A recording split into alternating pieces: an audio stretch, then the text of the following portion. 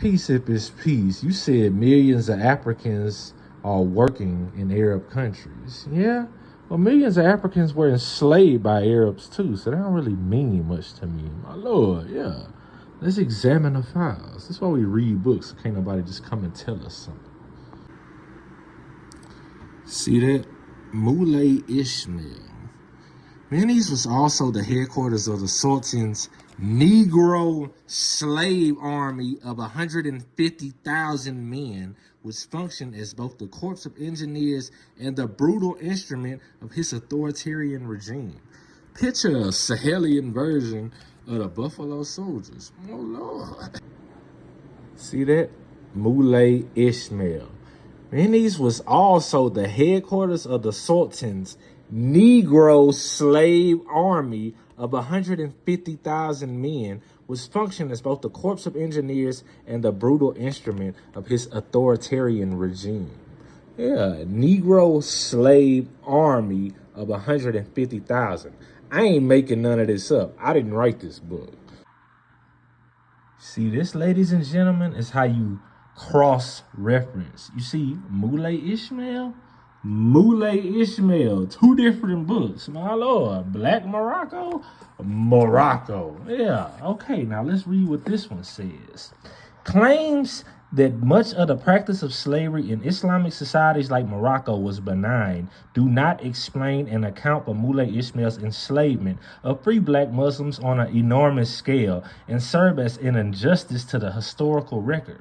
When Moulay Ismail ordered the conscription of black people of all ages and both sexes, the authorities proceeded with this initiative not by determining their status as slaves, but on the premise of color related to African black origin, my lord, which was used to define them as outsiders, although they had been in Morocco for centuries. Moulay Ismail's project created a racial classification for enslavement that went against the tenets of the Quran because free black Muslims were enslaved simply because they were black, resulting in the displacement of black Moroccans outside of the community. I ain't making none of this up. My lord, I ain't write these books. Now, let's go to Islam's Black Slaves. Yeah, another book. I didn't write any of these. My lord. Almoravid control over the trans-Saharan trade routes ensured a continuing and indeed an augmented flow of gold to Al-Andalus, the widely valued dinars of the dynasty, one of the most used and copied currencies of the medieval Western Mediterranean region, were minted in Seville, Cordoba, Malaga, and Almeria, as well as in the Moroccan cities of Fez and Marrakesh. And almost certainly, along with the gold, came an augmented supply of black slaves. My lord, I didn't write that. Let's go to another book, Mauritania's Colonels. My lord.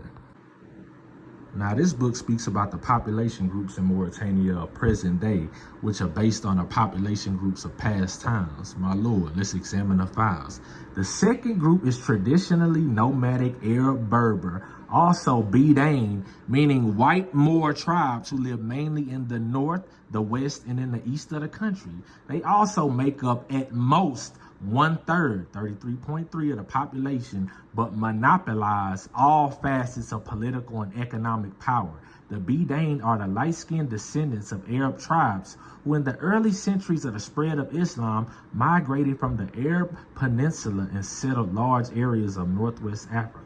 Yeah, bro. The third ethno-cultural group is Haratines, plural of Haratani and Abid, meaning slaves. The largest group, estimated between 40% and 50% of the population. Its members are freed or still enslaved descendants of enslaved black Africans who identify culturally, psychologically with their former or current Bedain Moor masters. We ain't no Moors, man. I don't know how many times I got to tell y'all, and Arabs definitely enslaved black Africans. All of this is documented history if you just read a book, bro, my lord.